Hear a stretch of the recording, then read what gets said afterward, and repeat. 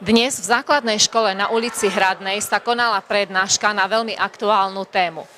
Záujem. Kto z vás športuje? Super. Kto z vás drogy nezáľubí okrem športu? Problematika drogy v súčasnosti je veľmi aktuálna, najmä pre deti v školskom veku. Účel tejto prednášky bol to, aby sa deti dozvedeli, prečo drogy škodia. No vlastne preto aj chodím na školy, lebo tam sú väčšinou deti.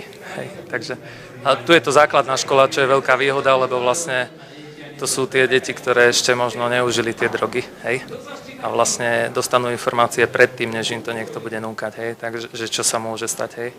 Zobrať drogu, minimálne začať fajčiť je v dnešnej dobe veľmi jednoduché a je to skôr frajerina. Nuda vedie k tomu, aby som si hľadal jednoduchšiu formu zábavy. Ten šport síce trošku bolí a chce to pravidelnosť, ale tá odmena je za to neuveriteľná.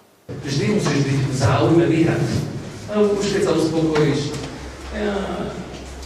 Hej, to je veľmi nízka emócia. Tu sú všetci víťazi, si zapamätáte, a vyššie. Tu sú všetci, ktorí chcú len niečo dokázať. Čo vás vedie k tomu, aby ste chodili na takéto prednášky? To ja myslím, že to je dobrá vec a ja rád podporím dobré veci a myslím si, že vysvetliť deťom, že drogy nepatria do tohto života, je veľmi dobrá vec.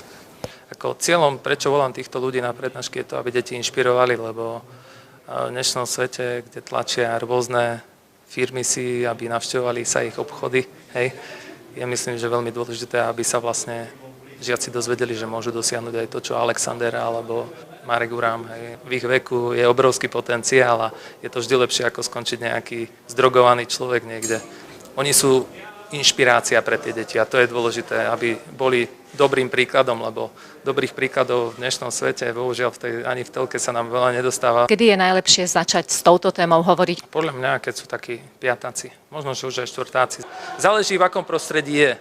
Dnešná prednáška bola o drogách, bola o tejto veľmi závažnej problematike. My len dúfame, že tieto slová padnú na úrodnú pôdu, že naše deti nesklznú na krivé cesty. Pre televíziu Liptovských Hrádok Drahoslava Puškárová.